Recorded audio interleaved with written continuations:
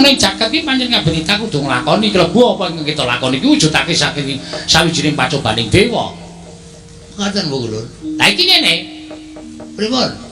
Ulun pedhak ana ing Madyapada iki dadi jalaran nggone ulun ngundurake pusaka. Ya kuwi pusaka Madukara Kyai Pasopati. Ulun ingkang mundhut saka ing kasatriyan diutus dening Sang Hyang Jagat Giri Pratingkah ya Sang Hyang Jagat Jati Murti kinarya matedhakake wahyu utawa kanugrahaning kemapan jroning pusaka Pasopati ya kuwi ingkang aran Wahyu Jayaningrat. Jayaningrat? Iya. Merga Kyai Pasopati iki besok kinarya manglurah Satrumurka dadi jalaran kamenanganing Pandhawa jroning perang gedhe Bratayuda Jaya Pinangun. Ulun titip pusaka ya. Mbok titip ki dhuwit. Titip kok mung pusaka. Nggo ngapa? Kejaba saka kuwi kita bakal ulun gandani ora wujud Bagong nanging wujud satriya bagus. Nane, iya. Ora omong kosong lho iki. Ora dewa kok gara iki. Wah, glelek iki. Oh, lumayan dadi bagus lho sila. Waduh. Ngapa? Dite kobong Ulun. Gosong. Kedokokan rokok. Ah, iki senengane kok sembrono ora. Nek mboten apa-apa tesih payu ning Ulun. Iya, iya. Pinggire kok, nggih. Kita sago, Mboten sago sebab menapa? Kita ulun dandani Bagong. Monggo kula ratri dandosi.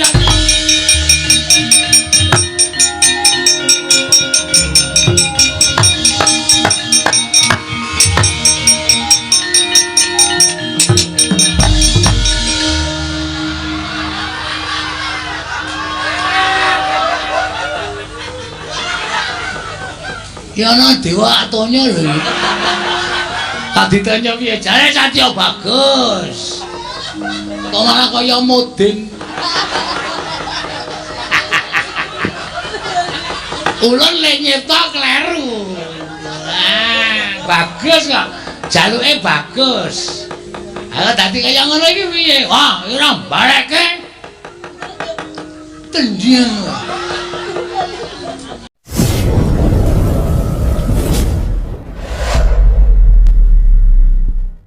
Ya Dursasana tak tampa.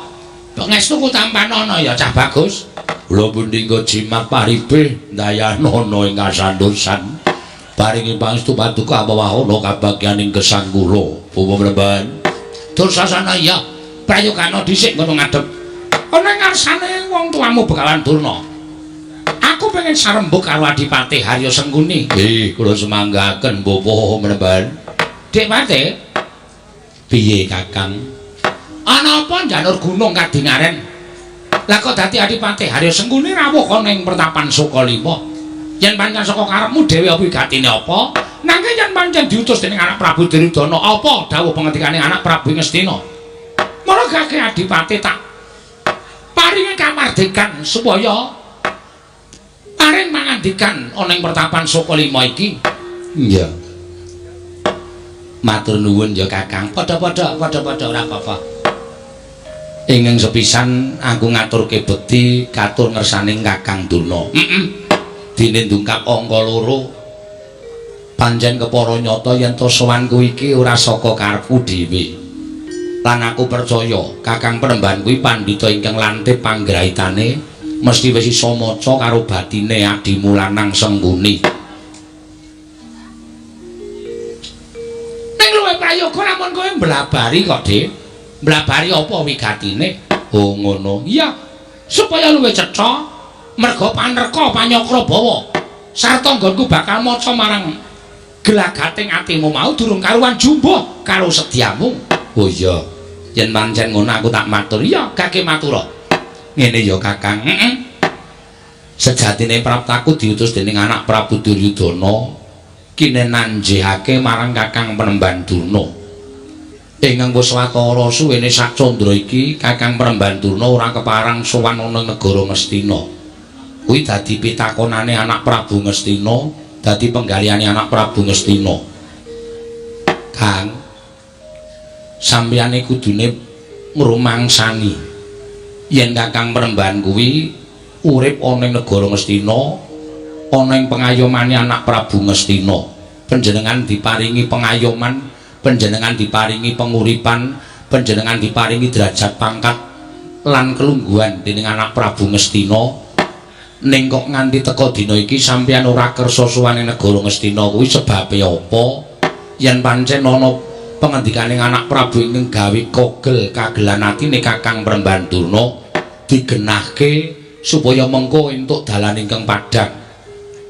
Yen to pancen Kakang Mremban Durna kuwi kurang nggone ngenyam derajat lan pangkat, anak Prabu Ngastina wis paring dawuh karo aku, Kakang Mremban Durna kinten munjuk atur kepingin derajat pangkat apa.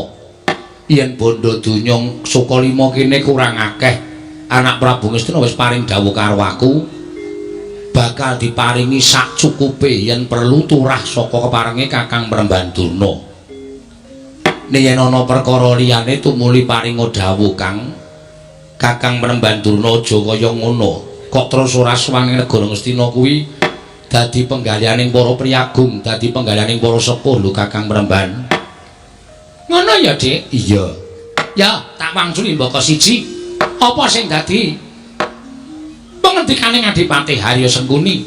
Ya Kakang Mremban Durna, kok sik yen Adipati Harya Sengkuni kuwi ngendikake kamukten sarta derajat pangkat ingkang ndak rasakake dina iki saka peparinge anak Prabu Ngastina. Oh kuwi kleru lho, Di, kleru. Kowe salah. Salahku nggo napa? Iki kabeh dudu paringane Sinuhun Prabu Duryudana. Nanging iki peparingane ya kuwi Sinuhun Prabu Dastarata duk nalika semana. Saleng-saleng Prabu Dastarata ing gumati kepraban ana negara Ngastina kuwi putrane pambayun ya kuwi anak Prabu Kurupati ya Jaka Pitana ya Duryudana saiki kuwi. Dadi nek upama sampeyan ngendikake kamukten derajat pangkat sing diparingake marang Begawan Durna kuwi saka anak Prabu Duryudana. Oh nuwun sewu ya, Di, nuwun sewu. Perlu dikaji ulang. Mbok rasa aeng-aeng Kang ngomong ae. Perlu tak teliti dhisik merga kuwi sing maringi anak Prabu utawa Sinuhun Prabu Dastarata. Iya, ya wis. Nek aku salah aku nyuwun ngapura. Ora apa-apa, ora apa-apa. Ming tak benerke kok aja nganti kowe duwe penemu yen kamukten sing tak rasake iki peparingan anak Prabu Duryudana. Oh, dudu. Ya mong aku wis kebacut suwi to marang negara Ngastina, sapa wae sing dadi ratu negara Ngastina kuwi dadi sesembahanku. Iya. Nek perlu dijejekake bab perkara le paring kamukten marang Begawan Durna kuwi dudu anak Prabu Duryudana, ning anak Sinuhun Prabu Dastarata. Ya. Ingkang angka loro apa ana priyagung Ngastina ingkang gawe kogel kagelan atiku. Nuwun sewu ya, Dik. Lek kus rawuh karo wong Ngastina kuwi wis tetaunan, wis puluhan taun. Dadi aku wis apal lambe atining piyai-piyai Ngastina kuwi sapal. Yen digagas tenanan pancen pengendikaning piyai-piyai Ngastina kuwi kadang kala sok natoni ning ati, sok gawe ora penak ana ing ati. Nanging jebul kabeh mau wis dadi pakulinan. Kabeh mau wis dadi saben dinan. Tegese wis dilakoni saben dinane. Mula aku kudu tetep tangguh-tanggon yen to rembugan karo piyai luhur negara Ngastina ingkang tanpa tedeng aling-aling upama ngluputke kancane ya cobloko didumuk ning arep rai. Ngono kuwi wis biasa wis lakon. Iya. Dadi aku wis kulino yen to ngadepi karo piyai luhur negara Ngastina. Upama aku dikarani kurang gone duweni probaya. Oh, Dik Pati nuwun sewu. Nuwun sewu lho, Di. Aku tak takon karo sampeyan jane probaya ki dienggo ngapa to? Probaya ki dienggo ngapa? Bondo donya ki dienggo ngapa? Ditumpuk asundul langit, nek wis ditinggal mati ora bakal ana kocapane apa-apa. Pol-pole dijarah kanca-kancane kuwi. Iya. Upama numpuk brana picis, numpuk barang sing kerta ajine gedhe.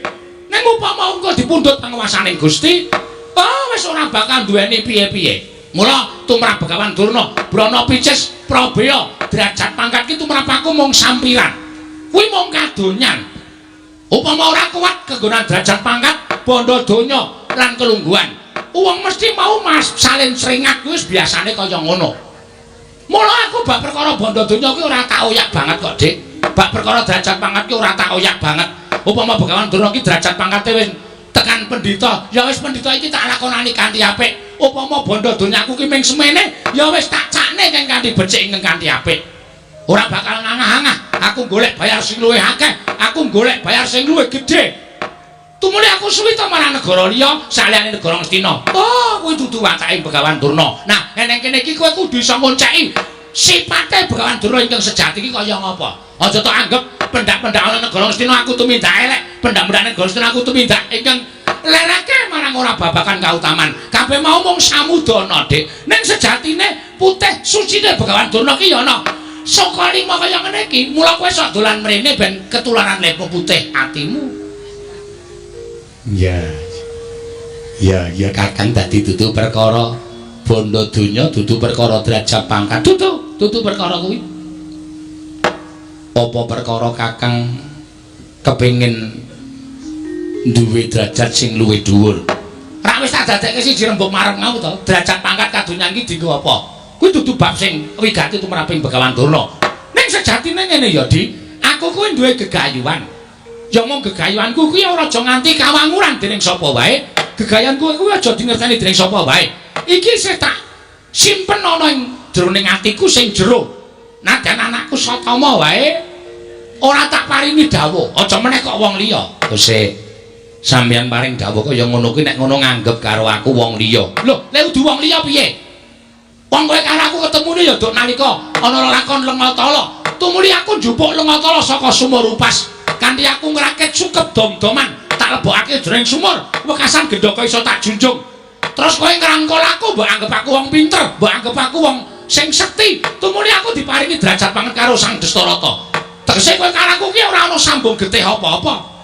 kowe karo aku ki mung kanca ning mergo banget nggone raket tumuli manjing dadi sedulur kowe karo aku ki dudu sanak kadang dudu rowang ya mung padha-padha mukti nang negara Ngastina oh ngono ta dadi yen ngono saiki ketok banget nek Kakang Durna kuwi ora nganggep aku sedulur kok sik dadi sing dianggep sedulur ki yen ana garising getih utawa turuning daging ana sambunging getih sambunging daging kuwi dianggep sedulur ning yen kaya aku karo sampeyan kuwi kanca ning ya kala mangsane kanca iso dadi sedulur sedulur iso dadi mungsuh kuwi pirang-pirang ning tak jaluk aja nganti banget entrane nggone awake dhewe nggone sambung pas duluran iki iso dadi mungsuh aja dilanggengke ya Dik Patih ning sagedhakan iki kok atiku rada ora penak lho kok ora penak sebabe pangendikane Kakang sing ngandhaki yen to Sengguni karo Durna kuwi ora ana sambung getih ora ana sambung daging tumuli Kakang nganggep yen to aku kuwi kanca upama kowe tak anggap kanca apa kira-kira atimu lara ora perkara lara ning gronjal atiku ati aspal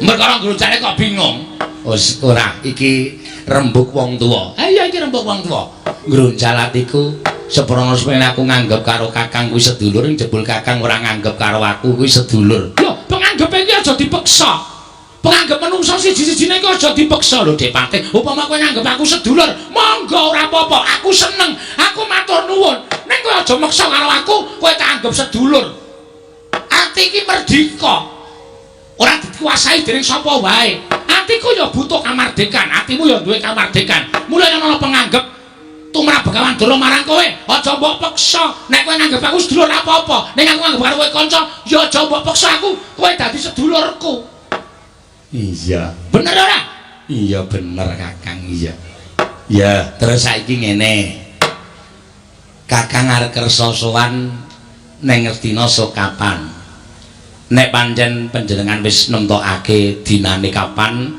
pasiwakan arep sowan ya tak jaluk sowan nek Kakang ora arep sowan tekan sok kapan kula ndak aturi paring pangandikan ning nek Kakang iki mengko tak suwuni priksa tetep ora kepengin sowan ya nuwun sewu aku arep matur karo anak Prabu Duryudana nek Kakang tak anggap merengkang saka pernatan negara Ngastina wong sing merengkang saka pernatan saka negara Ngastina kuwi bakal nampa paukuman mula aku ora nyawang panjenengan kuwi sapa tur sampeyan wis paring dawuh karo aku nek kula karo sampeyan iku mung kanca mula aja lara penggalihmu nek aku kepeksa ngerangket karo Kakang Premban Durna tak aturake marang Sinuwun Prabu Ngastina ingkang wigati pan sampeyan nampa pidana merga sampeyan wis ora nindakake kewajiban minangka antara praja negara Ngastina lan ingkang wigati sampeyan wis ora kersa sowan ana negara Ngastina tak anggep sampeyan bakal mbadal dawing anak Prabu Ngastina Kakang Prembanduna. Oh, lara tenan ta. Oh, aku ki wis tak kalang-kalang lho, Dik, lek rembugan karo kowe iki aja nganti nyocok karo atimu. Mergo kabeh-kabeh wis padha apal, kabeh-kabeh wis padha ngerti yen to wateke pate semul iki pancen kaya ngono kuwi. Nek jebul isih mesok, kowe nibake pangandikan ingkang lereke bakal meksa karo Begawan Durna. Kowe nibake pangandikan ingkang semune kowe medeni giri godha karo atiku. Oh, Dipate. Aku wis matur tadi, Sokalima iki merdika. Sokalima iki bumi perdikan, dudu kebawa keperintah negara ngendi wae. Dene aku swita dening anak Prabu Duryudana kuwi janjane aku mung nerosake marang pangendikaning Sinuwun Prabu Dastarata yen kudu tansah setya tuhu marang Nalendra Ngastina. Sapa ingkang dadi Nalendra? Aku wis ngetoke dawuh. Aku mung kepengin ngaso sawetara tak mapan ning pertapan Sokalima jer aku yo duwe kewajiban mulang marang para cantrik-cantrikku, mulang marang para abdi-abdiku kabeh. Ning pendak-pendak aku mesti kudu sowan negara Ngastina. Dik, sing jeneng manungsa kuwi duwe perkara lho. Sing jeneng manungsa kuwi mesti duwe bab ingkang dadi pepinginane manungsa mau. Mula pendak-pendak duwe pepinginan ya kudu diupati lan dibudidaya supaya iso kelakon. Nek aku lagi kahanane kaya ngene iki aja mbok peksa to, aja mbok peksa. Nek kowe meksa karo Begawan Durna kuwi tegese kowe bondo marang kamardikaning Begawan Durna. Ora usah kakehan gunung sing tanpa guna. Mung aku nyuwun dawuh Kakang Durna li arep sowan sok kapan. Perkara sok kapan kuwi durung winentu ing wektu. Yen ngono durung winantu ing wektu, tegese Kakang Penemban Durna ora kersa sowan ing negara Ngastina. Lho, aku ora matur yen to aku ora kersa sowan ing negara Ngastina lho. Jeneng anak Prabu Duryudana kuwi sesembahanku. Nek sampeyan ngaku sembahan anak Prabu Duryudana kuwi sembahan sampeyan, kudune sampeyan kersa sowan teng negara Ngastina. Perkara sowan kuwi wektune manut karo rasaku. Yen aku karep sowan mesti bakal sowan. Yen aku ora karep sowan mesti bakal sowan. Yen ngono Kakang merengkang saka pernatan hukum negara Ngastina.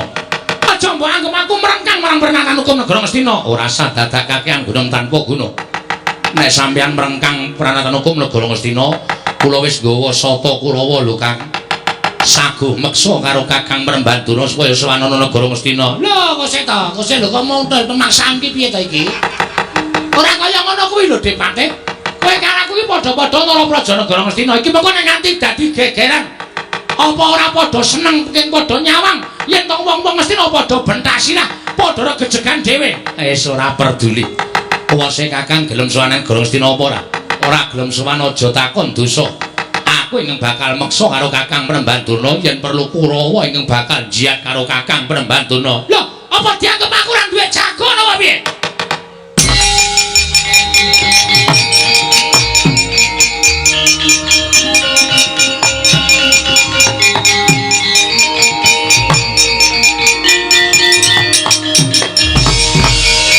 Nuwun sewu, Para Pati.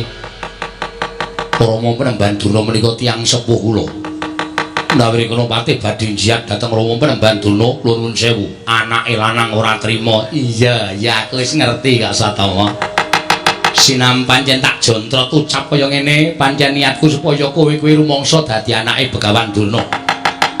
Nek bapakmu tak rudha paripeksa kira-kira anake lanang bakal murina apa ora? Kula menika anakipun Begawan Durna menawi jenengan badhe meksa dhateng Begawan Durna, langkung-langkung pepundhen kula Raden Kurawa, Pangeran Pati negari Ngastina.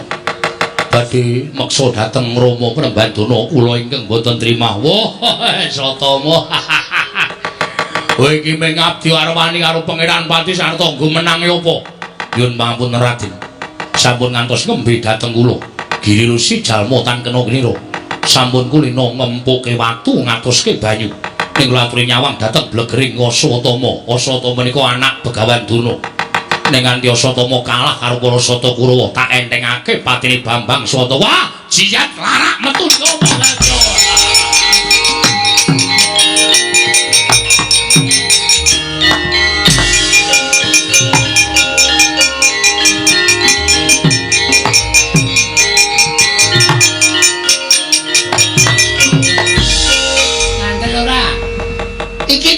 Dik Pate.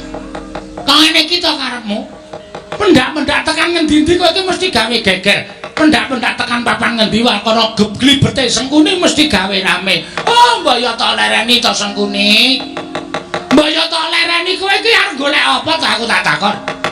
Wong setemene nek aku dikeparengake batang atimu. Anak Prabu Duryudana ora ngersake dadine Pancakara. Meng kepengin nanjeke karo aku. Ning pendak-pendak kowe iki Narapraja sing seneng nambahi dawuhing ratu, sing seneng ngenggokke dawuhing ratu. Mula ora aneh yen to negara Ngastina kaya ngono kae ora tentrem, negara Ngastina kuwi ora ayem. Merga Naraprajane seneng ngenggokke marang parentahing ratu, Naraprajane seneng nambahi parentahing ratu. Ingkang satemene kabeh mau ora kudu dilakoni kok, Di. Sampeyan gelem ngeneng Ngastina apa mboten? Kowe gelem tekan Ngastina apa ora Kakang Durna? Lho, kowe kok njur kaya ngono ki ngapa to? Saiki ngene. Anakmu wis dicoba gelut karo Kurawa. Nek pancen sampean ora gelem tekan negara Ngastina, iki aku engko sing ngruda paripeksa karo sampean. Nek perlu tak tantang ijen padha ijen. Sengkuni. Kowe iki wong gerang lho, Di. Aku ki ya wong tuwa. Wah, lah kok iki kok kaya ngono to? Aku mah ngladeni karo kowe. Kowe ora sak traju, ora sak babak karo Begawan Durna. Aku nek tokon ngladeni karo nggonmu duwe tuwindak kaya ngono ki aku ora sago. Tegese kowe wong jireh. Jireh dengkulmu mlacat kuwi. Apa ngerti Begawan Durna ki wong jireh? Wah, Begawan Durna ki wong kendel. Begawan Durna Kumbayana kuwi nalika enome ora ana sing tak wedeni. Nyatane tak tantang sampeyan gelem nang negara Ngastina, nek ora gelem tak jak gelut. Nek pancen gelem nekuk tersuwan ning Ngastina, ayo tak derekake. Iki durung wancine, Dik Pate, aku isih duwe gegayuhan. Tegese sampeyan ora gelem mangkat. Kula ora gelem mangkat, mboten kok ora gelem ning durung wancine. Ora sah kakehan gunung tanpa guna. Nek ora gelem mangkat lakon tak rudha paripeksa. Dik Pate, Ora sah dak-dik. Kula dudu sedulur sampeyan, kula ming kanca sampeyan. Ora usah dadak nyebut dik dina iki. Pokoke sampeyan gelem tekan negara Ngastina apa mboten? Ora gelem tak rudha paripeksa. oh lah dalah, kowe iki pancen ora kena dikandhani kok Sengkuni. Ayo, nek pancen kowe nantang karo Begawan Durna, ungake dadaku. Apa mbok kira aku wong jireh getih wedi mati? Apa kira aku wong cepete? Apa mbok kira aku pendhita loro saudan telu saurupan? Nganti kowe arep jajal karo Begawan Durna, aku kalah karo kowe. Aku nyembah dramamu 20 taun. Metu njaba. Ora nang kene papane wong Bandayuda. Metu njaba ayo tak ladeni. Kok ora muni? Biasane sampeyan nek metu njaba niku tak dadekke dagelan. Oh, kula ora wani nek sakniki. Ora wani nek metu njaba ya metu. Ayo metu. Iya.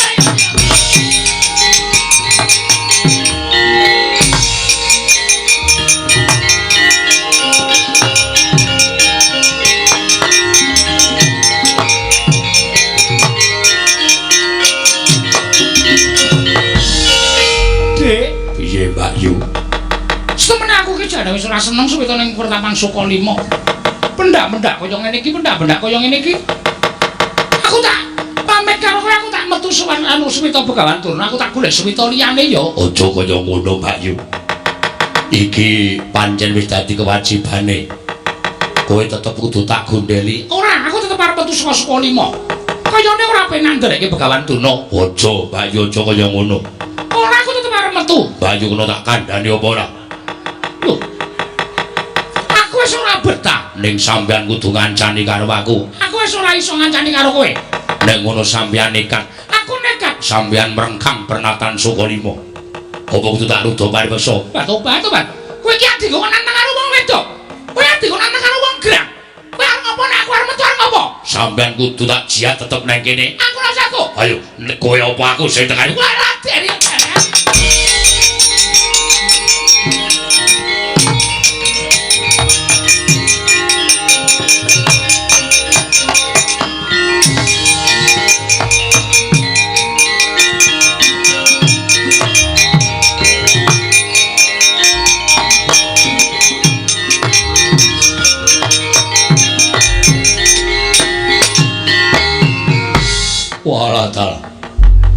Swatama malang kadhak ora ngerti tata krama ing atase aku ki bendaramu.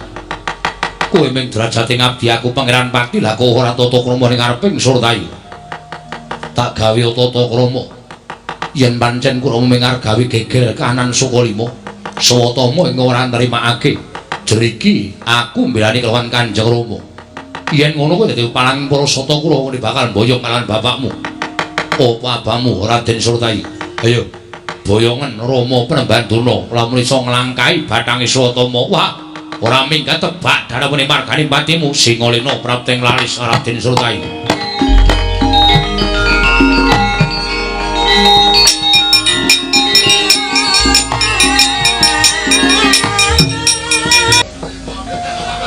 Iki wis ditata nang kothak bayang ya metang-metu. Lha niku nek metu pican ora trima ya. Lus. Tegese pambudidaya iki kowe iki ya duwe jaya kawijayan. Kowe iki ya duwe ketrampilan, ditokke. Ora perang kok ming ngantem. Bar ngantem diantem nglekar, diampet.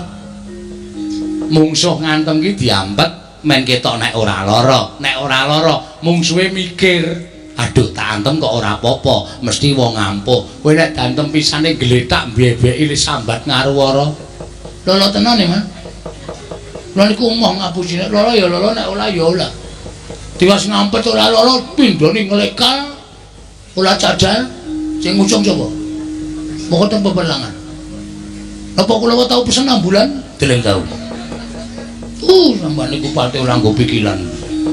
Waton ngomong waton rekop. Dengkulmu melocot kira. Sapa sing arep maju?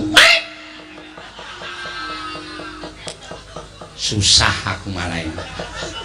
Anggere Kurawa Kartomarma Surtayu Durmagati wis maju, aku alok mesti sing bengok wait kuwi mesti. Wait. Cit. Arep maju apa? Nek selo. Wis ora ana sing maju ya lho. Nek arep maju mrene ya.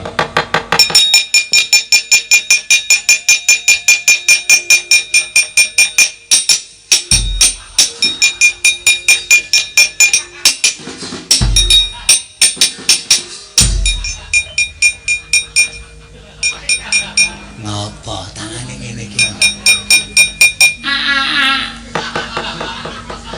Amo susu Ramrata jaya Mrata man. Nenek nganti Surtayu kalah, Kakak Kartomarma kalah. Durmagati kalah. Ampun disamul anu. Ampun disawang enteng Citraksi man. Ya. Mung suwe Asatama mbetengi bapakne. Bapakne ora gelem diboyong ning negara Ngastina, Satama sing nesu. Aswatama. Anak Pendhita Durna. Kok Kurawa mundur? Kalah kabeh. Edian Satama mesti ngempake Aji Jaya Kawijayan. Lah iya. Tantang nek wani ditantang.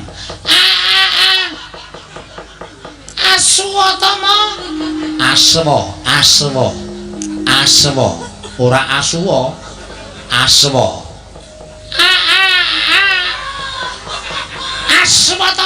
Nah kowe aja gleleng iso ngalahke para sastra Kurawa Surtayu Kartomarma Durmagati aja gembelo sisiramu gleleng papa panu kadas kurap pacakmu iki Harya Cibinong Citraksi ingkang keduga kelakon nyanyi nyangkeng sirina sirahmu wis Cit rasa omong aku melu tratapan. Aku ki melu ngampet ambegan nek ngomong coba saiki ngene. Kowe iki nek omong mbok alon sareh. Ora sak kesusu, alon kami sosolon mergo kesusu-susu. Coba alon. Satama. Nah, Sir Mandele kapang sir Mandele. Sirna Margalayu Sirna.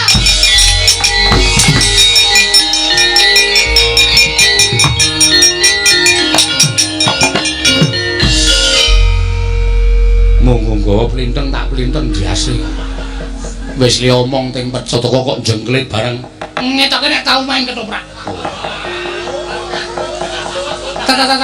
Tahu dadi bolo dupak ketoprak. Satama. Dono baran. Kok ora basa.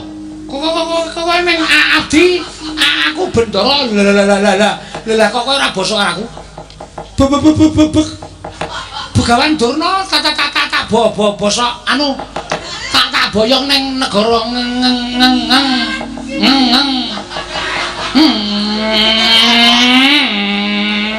Ngastina.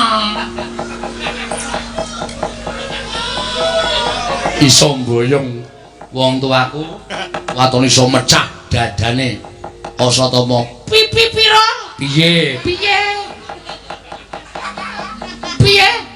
Mecah dadane Asatama. Wewe lah dalah. Edan sesumbarmu kok kaya wani dilat persiapan kok kaya wani mecah beng-beng. Wesi gligen. Kelakon mati dening aku kowe ketiban tangane Jarya Citraksi tinjung akhirat. Mur maju jajalan negane atiku. Dibantangane Asatama ora pecah dadi loro sirahmu. Aja tundang Asatama. Tenane. Kurang percaya jajal apa piye? Jajal nek ukurane pas. Ora masalah nek lobo ora dadi ora sida tuku. Kowe tekan kene arep kokean gunung tanpa guna. Ngelabur kowe. Ngelabrak Kowe. Ketiban tangan pecah dadamu. Ayo coba. Dicoba rasa gugam lancik. Iya. Mesake kanca-kanca. Iya. Manut karo.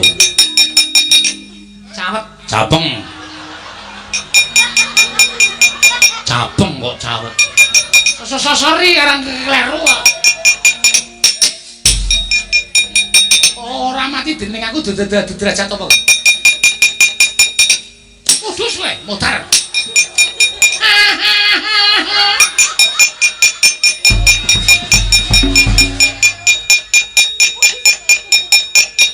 Wilaleno aku. Ngantem makbet. Aja ndok kowe, antem aja endoke. Edian, kowe dak ra kena. Wus.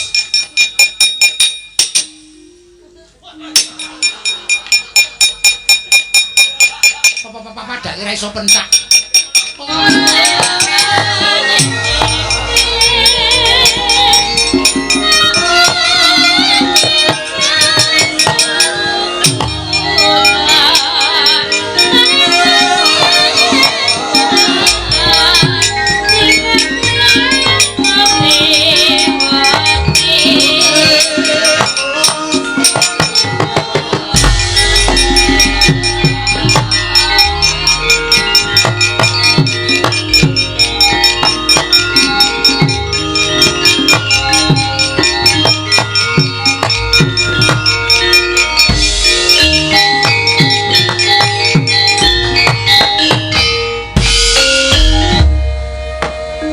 Sodhe selikur dina tobat.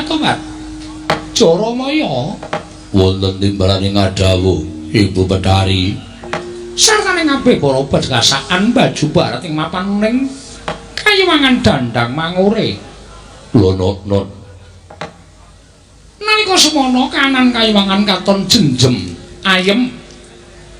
Ora ana sambikala apa-apa nanging bareng. Sawetara wektu dina iki lha kok kahanane ora kaya adat sabene. Akeh para bergasaan jem setan ingkang padha nandhang pesambat. Merga kahanan panas ingkang benek lan adat ingkang wis Jaramaya iki saka dayane ngapa, Nggir? Nyuwun pangapunten. Monggo saking paniti priksanipun ingkang abdipun Jaramaya Boten wonten lemah sangar kayu aeng. Ing mapan wonten ing wana Krendayana ing dadosaken sangganing para berkasaan. Sami numpang puyang numbuk bentus solah bawanipun. Ugi boten wonten satunggiling satra ingkang wantun nasak langing wana Krendayana. Ingkang satemah karya gara garaning kayiwangan Dandang Mangore. Ibu Bathari mugi andadosna ing kawuningan. Patobat, tobat. Anging lamun to diujarake, iki mengko suwe ning suwe mesti bakal gawe geger kanan Dandang Mangore. Mula luwih prayoga Jaramaya, dina semangka ibu bakal niti priksa apa to sababe dene kanane lak kok dadi kaya mengkene. Mula enten ana sawetara apa niku bakal niti priksa marang kanan wana Krendayana ya ing kayangan Dandang Mangore iki. Ana apa lak kok dadi ana gara-gara ingkang gawe geger sangganing para berkasaan iki Jaramaya. Sigra mangsa semedi Sang Pandya Bathari Durga. Nalika semanten eling-eling jangkeping Jawata Tridasa Wataknawa. Nadan mapan wonten ing Marcapada parandene kinarya jangkeping dewa Sang Pandya Bathari Durga. Mila awas paningale lantip panggraitane. Dupipana apa ing dadi gara-garaning kayiwangan Dandang Mangore. Sigra manabda Sang Permoni wau tumanduk dhateng Sang Hyang Parawadya Bala Berkasaan mangkono pangudas marani Indriya. Patobat, tobat ora pati nduga mana. Jaramaya wonten dawuh. Kayangan Dandang Mangore tunggunen. Ana sawijining titah pujangkara ingkang mangsa semedya ing telenging wana Krendaya. Tak prepekane wigatine apa ya Jaramaya? Nggih, ngestaken dawuh Pandya Bathari.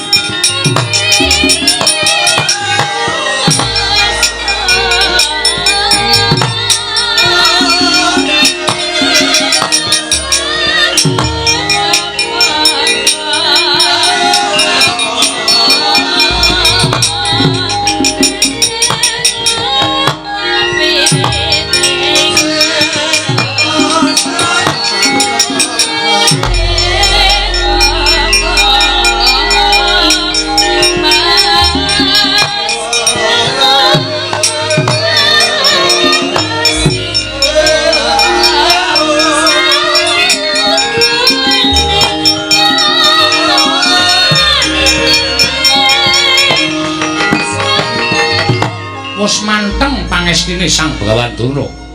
Mangsa semedi maradining tanana ingkang pinindeng kejawi panguwasaning para Jawata. Mugi ngudaneni marang dados panyuwunipun Sang Kumbayana.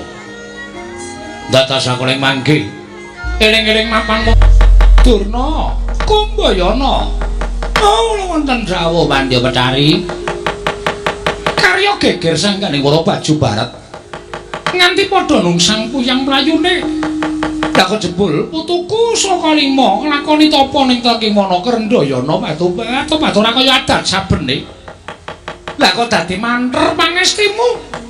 Kowe duwe sedya apa Begawan Durna mara kagem matur marang eyangmu Pandya Bathari Durga. Oh lha nyuwun pangapunten Pandya Bathari. Menawi anggen kula nampa tapa wonten ing telenging wana Krendaya menika damel geger sangganing para baju barat. Menika sanes niat kula. Jernyatanipun niat kula menika manteng kula kunjaken sanipun Gusti supados sak mangke saged ngudaneni dhateng menapa ing dados panyuwunipun ing ngadipun Kumbayana. Kowe duwe sedya apa Begawan Durna? Oh nggih malih-malih menapa Pandya Bathari? Estunipun kula nuwun sewu lho. Estunipun kula menika namung badhe kepengin napakaken gesang kula tegesipun kula menika badhe pinardawa kamulyan kula. Jernyatanipun kula menika namung gadhahi putra setunggal inggih menika pun Bambang Swatama. Monggo nyatanipun Swatama menika kula budidayaaken supados samangke kagungan derajat pangkat.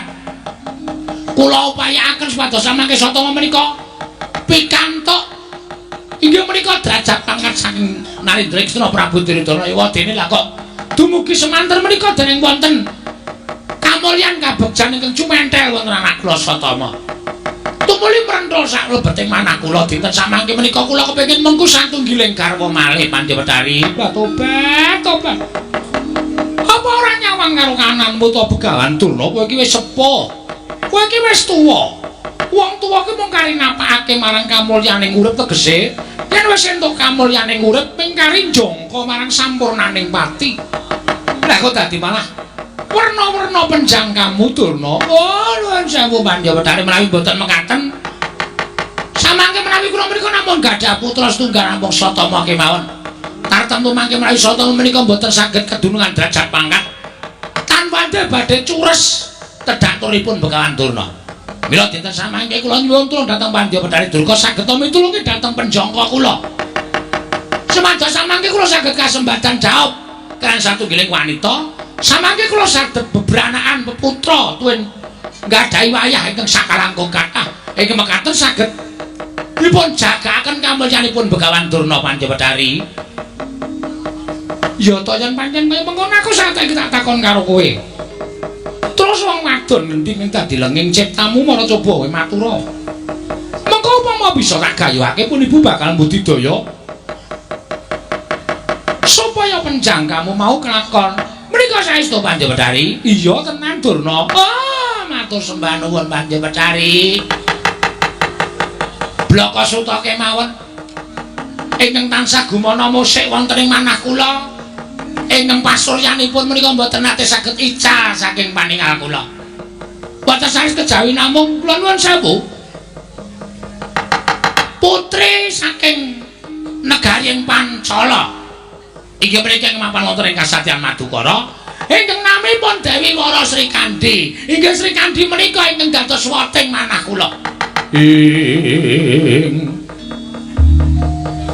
Kagiat risang kapirangurin angkul kinembit-kembit dosang reknaning bawono. Oh, kose Durna kose. Kowe kira ya eling to Durna, kowe lagi ora lagi lali. Mboten kula nembe mboten kesupen. Lah kok dadi kowe matur karo aku yen to kepengin mengku garwa Wara Sri Kandi. Monggo kowe ngerti dhewe Wara Sri Kandi wis winengku garwa dening anakmu dhewe Jajanaka. Ya Si Arjuna. Lah kok dadi malah tok rusak. Nggone bebrayan Janaka karo Wara Sri Kandi kowe bakal mengku Wara Sri Kandi. Nuwun sewu Pandhawedari. Upamanipun kula menika blaka suta, blakotang terus terang dhateng anak kula pun Janaka jernyatanipun Janaka menika murid ing ngabekti dhateng Bapak Guru. Murid ing tresna dhateng Bapak Guru. Mboten nate nyelaki dhateng dawuhipun Bapak Guru. Menawi Wara Sri Kandi menika kula suwun Janaka tentu maringaken. Mboten badhe owel miwah mboten badhe angrundel. Nanging menapa inggih badhe saya kedadosanipun ing atasipun kula menika gurune kok njaluk karo bojone mahasiswa kula menapa mboten badhe saya kedadosanipun. Menika namanipun mangke kula badhe ngucemaken dhateng asmanipun ingkang wayah piyambak. Lah sirmu piye? Karepmu piye supaya aja nganti kadenangan dening Janaka? Wara Sri Kandi badhe kula cidra. Wara Sri Kandi badhe kula cidra. Namung menawi kula wujud Begawan Durna kados mekaten menika, tartemtu mangke menawi kadenangan Nayaka utawi Punggawa Madukara sami alok yen to Begawan Durna nyolong Wara Sri Kandi menapa mboten banger bacin asmanipun ingkang wayahipun Begawan Durna Pandhawedari Durga. Mangyat kurda suruma pangga wakut katino mawuga iro wang oh Durna kula wonten maring adawuh kowe aja dikangelan yen kowe ora kepengin wujud Begawan Durna mandi ya ucape Bedari Durga tak sebda dudu wujud Begawan Durna kowe.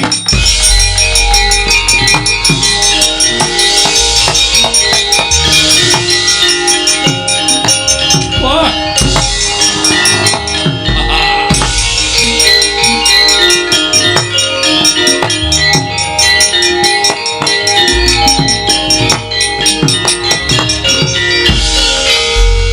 Kowe saiki ora wujud Begawan Durna nanging wujud Yaksendra gedhe kang aluhur.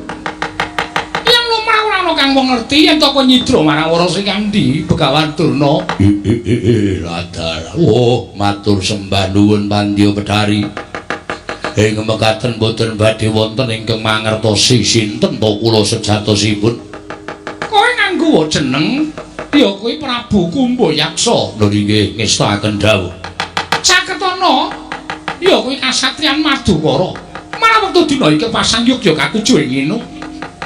Janaka nembe ora mapan ning Madukara, upama lagi mapan ning Madukara, lagi liwung bingung atine Arjuna. Sababipun menapa?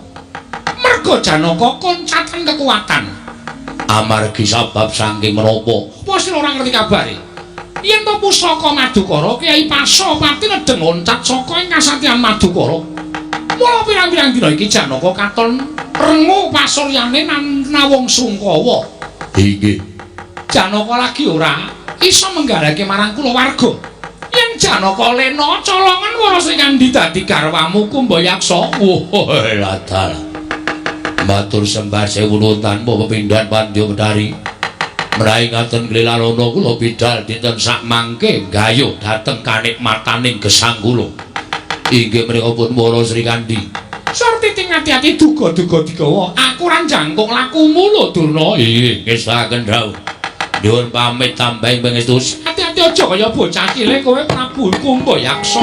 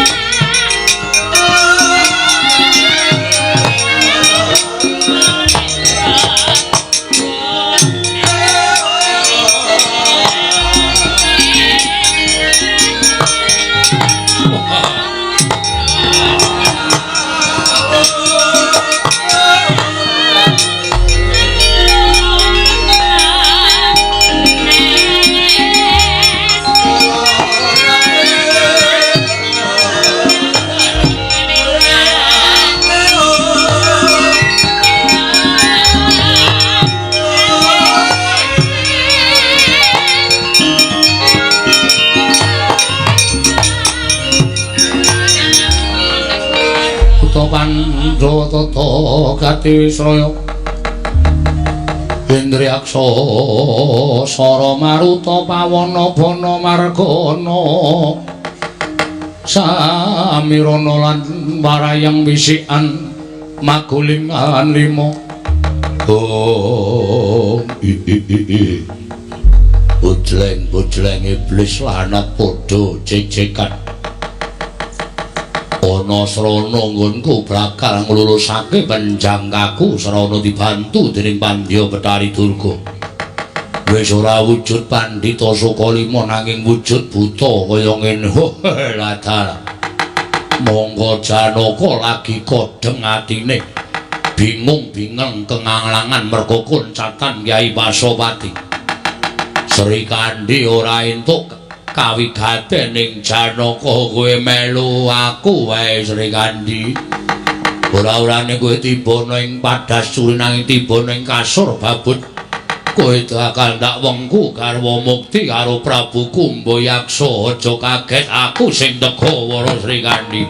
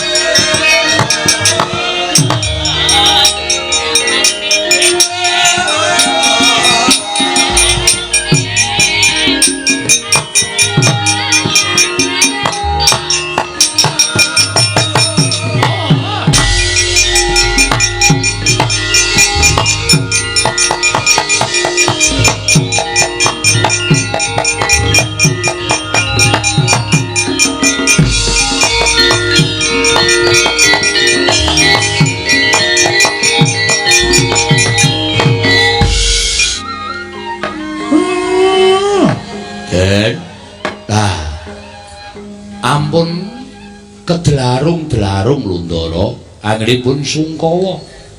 Wiwit kala wau dereng wonten wiyosing pangandikanipun Ndara. Napa mboten prayogi menawi pusaka dipun upadi nggih para panakawan samapta ing gati sawega ing diri nderekaken ndara nadyan taunana windanana boten kundur kula siap matandara kersa budidaya ngupaya murcanipun Kyai Pasopati nggih ndara kemareng nadane kipun petur semanten ugi Kakang Semar kula rumangsa pepes bayu kang tapis dening atase Arjuna koncatan Kyai Pasopati monggo iku kinarya daya piandeling Arjuna bebasan wastra lungset ing sambiran sarah munggo ing lautan yen to nganti Janaka ora pinanggih lawan pusakaku kang aran Kyai Pasopati nggih mboten maiben mila dinten sak mangke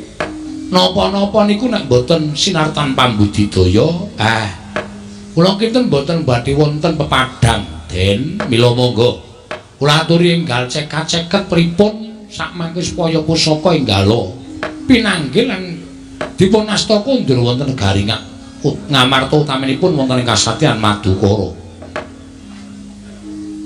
ibune kula Kanjeng Paranono dawuh mapa kula Srikandhi kula wonten paring dawuh mula kang sangka kuwi jumbuh lan kung diaturake Kakang Semar dina samengko aku nyuwun pamit bakal budal saka ing Madukara ngupaya menyang didununging Kyai Pasopati Kanjeng Paran muga-muga enggal entuk pepadang nuwun inggih pangeran mugi-mugi sak mangke Paduka panjenengan pikantuk pepajar saking pangawasaning dat kang murpengdat ya mung rasaku kok kaya ora jenjem rasaku kaya ora tentrem sebabe bareng aku pamit lawan garwaku sakarone dumadakan rasaku melang-melang kaya ninggal jejabang ning tepining Balumbang lah terus pripun apa ora luwih prayoga Kakang Semar yen to salah sawijining panakawan dina samengko jejaga ning Madukara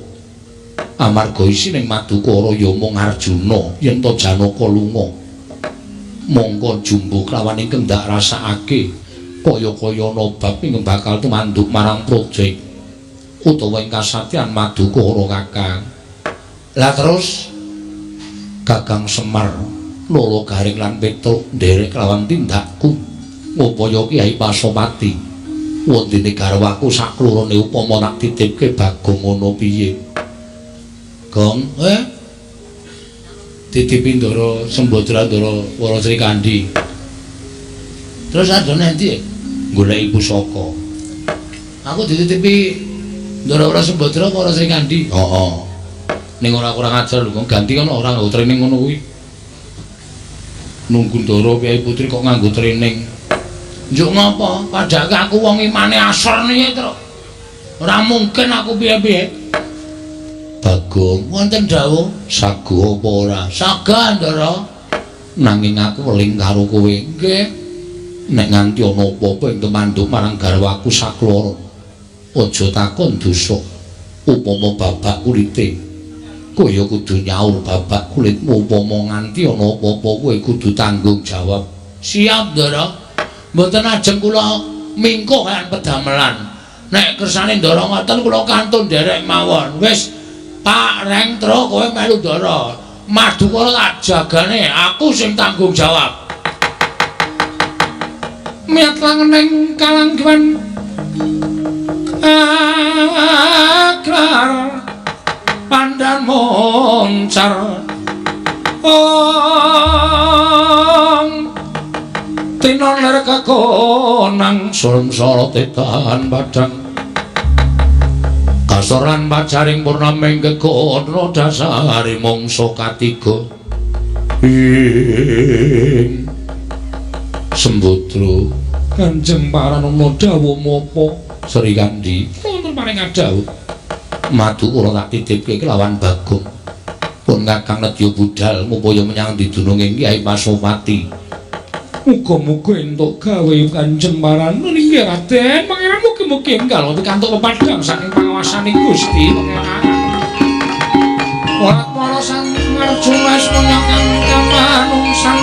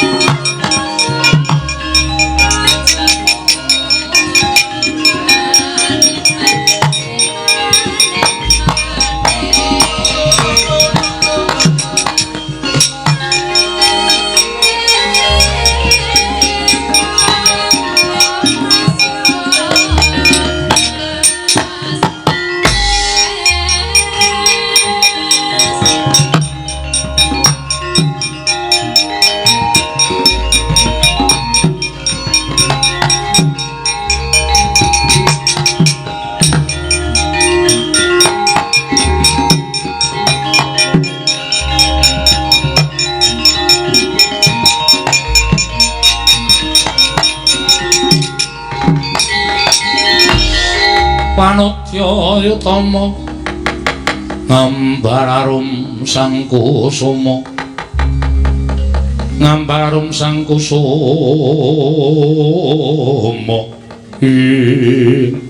Bagong wonten dawuh aja sembrono kowe wis pinasran dening Raden Janaka supaya tunggu kasatyaning Madukara mboten namung yuwananing kasatriyan ingkang dados tanggel jawab kula nanging kejabi-jabi saking menika panjenengan Gusti kula ayu sak kekalihipun inggih menika Dewi Warasembadra lan Wara Srikandri Sikandri Denggul Munocot Wara Srikandri tetep dados tanggul jawab kula nek wonten bobol Barata ing lelakon kula ingkang tanggel jawabipun niki dados tanggungan kula aja kok lara nyawa ajeng kula totohke Ndarayu ampun kuwatir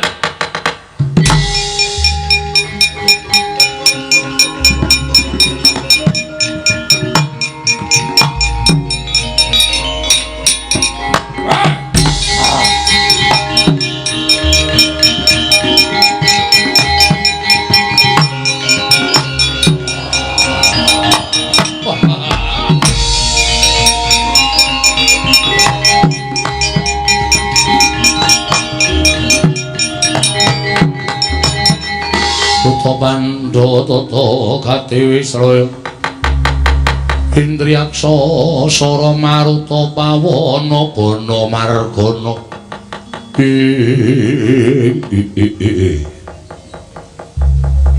ana kalodhangan nggonku niyup saka Dirgantara ngerti yen to kasatriyan suwung kepasang yugya katuju ing inu iki ning wujuding raseksa mara gaging aku sapa Nalindra Klyang kabur kanginan Prabu Kumbayaksa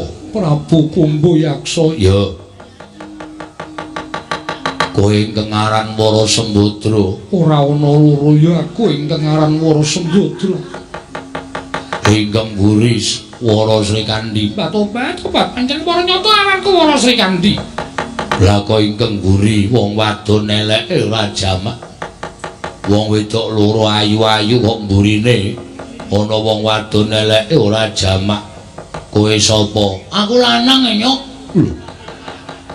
lanang to lanang ucul klambi wedok mbok nganggo mripat nang nyawang ki aku abdine Ndara Warasembadra Ndara Srikandhi Bagong kowe Bagong iya Raden Janaka ora lenggah eneng kasatriyan nembe wae tindak kersane napa Mas ngersake napa nek wonten perlu kula sing kudu tanggung jawab kanan Madukara dadi sampeyan eneng perkara napa-napa utawa duwe sedya sing panjenengan aturake sing Ndara Warasembadra Wara Srikandhi kula sing kudu tanggung jawab Bagong nun Prataku ning papan kene nuruti karo karep panjenengan pripun suwe nggonku gandrung karo Wara Srikandhi mula pancen tak angkah kalodhangan ingkang mirunggan aja nganti Raden Janaka mapan ana ing kasatyan Madukara dina samengko wis tindak mula tumuli aku mlebu jroning kasatriyan ingkang wigati aku pengin boyong Wara Srikandhi bakal tak jatuh krama bakal tak mengku garwa Bagong mula ingkang sangka kowe ora usah melu-melu yen isih kepengin dawa umurmu kowe sumingkira saka papan kene mumpung durung tak singkirke yen kowe bakal dadi palanging Prabu Kumbayaksa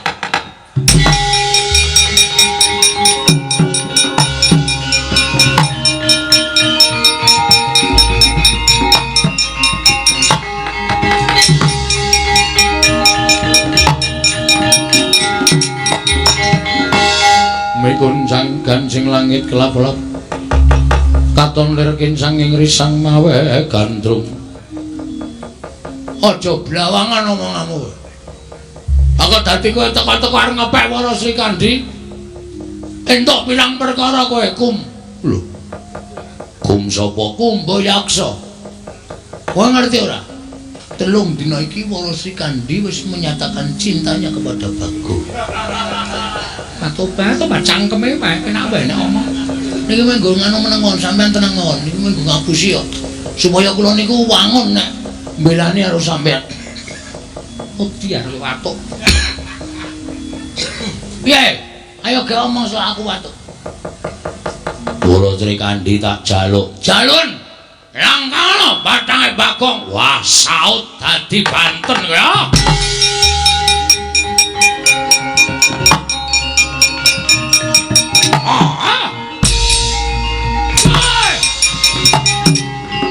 Yogi nimalipun panjenenganipun menggalih kasatran Madukara tur dasare wis enten Bagong.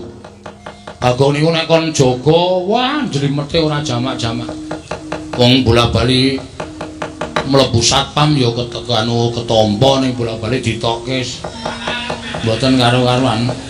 Amargane rada edan dadine pimpinane niku gila nek nganti Bagong kok rada edan kok dadi satpam. Awis diteruske le tindakus. Ndara Janaka kendel den.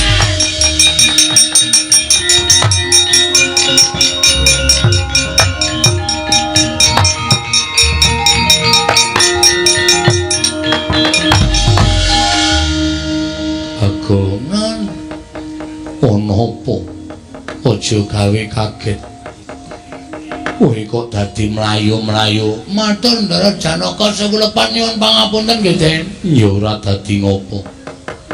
Anu menjenengan jengkar wau iya dumadakan wonten rawuhipun yaksa buta nggih apa wigatine buta naminipun sapa to mau Kumbayaksa terus anu napa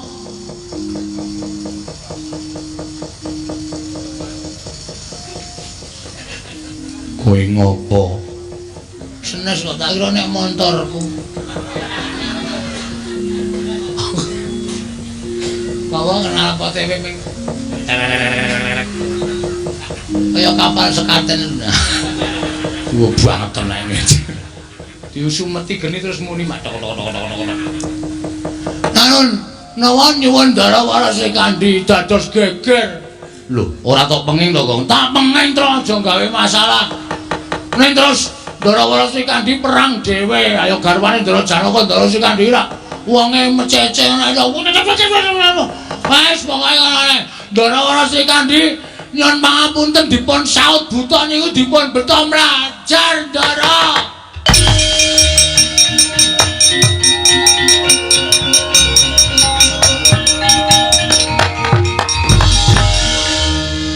Bagong.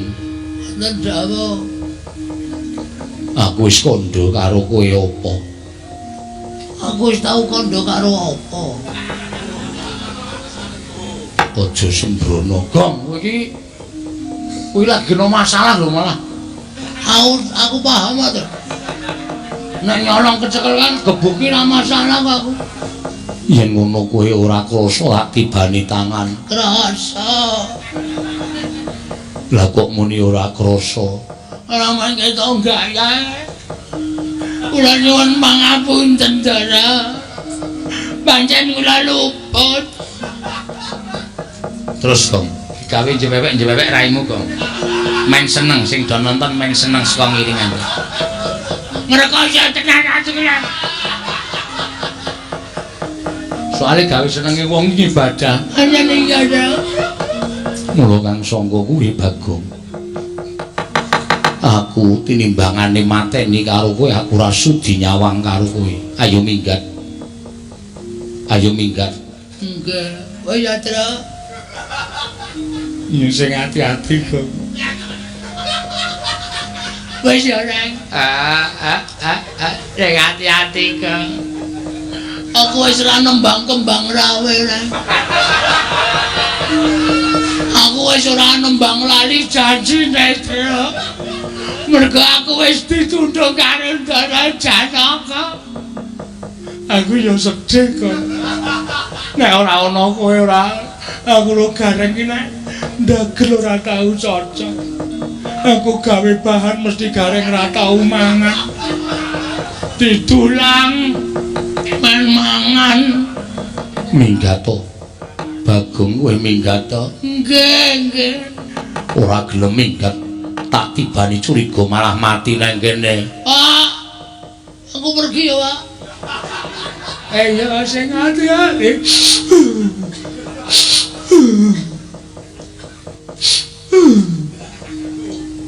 ngorok kok ngoroke Semar iki kaya nangis reng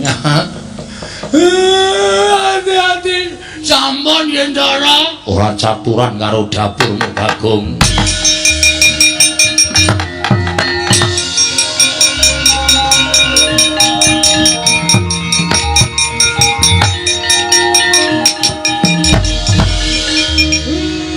jane kula nyuwunaken pangapura kali anak kula Bagong duwe keluputan malah tak anggap Bagong kuwi wong satriya dheweke wani ndodho keluputane tumulipane nampa marang pidanane Semar lah terus pripun duwe pusaka yen to ora kesanding garwa ora bakal bisa tentrem kersane aku tak goleki Wara Sri Kandi Kakang Semar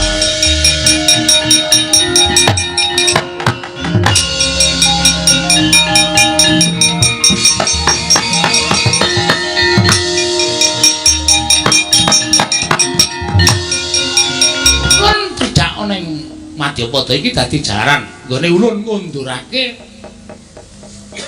pusaka. Ya kuwi pusaka Madukara Kyai Pasopati. Ulun ingkang mundhut saka ing kasatriyan diutus dening Sang Hyang Jagat Giri Pratingkah ya Sang Hyang Jagat Jati Murti kinarya matedhakake wahyu utawa kanugrahaning kemapan jroning pusaka Pasopati ya kuwi ingkang aran Wahyu Jayaningrat. Jayaningrat? Iya. Merga Kyai Pasopati iki besok kinarya mangrurah Satrumurka dadi jalaran kamenanganing Pandhawa jroning perang gedhe Bratayuda Jaya Pinangun. Ulun titip pusaka ya. Mbok titip ki dhuwit. Titip kok mung pusaka. Nggo ngapa? Kejaba saka kuwi kita bakal ulun gandani ora wujud Bagong nanging wujud satriya bagus. Nane, iya. Ora omong kosong lho iki. Ora dewa kok gara iki. Wah, glelek iki. Oh, lumayan dadi bagus lho sila. Waduh. Napa? Dite kobong kulun. Gosong. Kedokokan rokok. Ah, iki senengane kok sembrono ora. Nek mboten apa-apa tesih payu ning kulun. Iya, iya. Pinggire kok, nggih. Kita sago, mboten sago sebab menapa? Kita ulun dandani Bagong. Monggo kula ratri dandosi.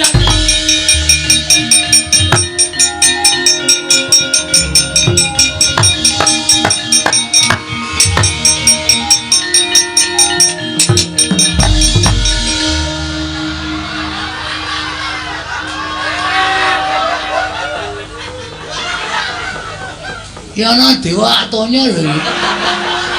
Tak ditanya piye jare Satya bagus. Kok malah kaya muding. Ulun le nyetok kleru. Bagus kok. Jaluke bagus. Ayo dadi kaya ngono iki piye? Wah, ora bareke. Tendiang. Sepatu Kickers. Wah, diapure. Bature kok sepatune Kickers. Ayo dadake sing nyatane. Ayo ora gantine ora kaya ngono kuwi wujude.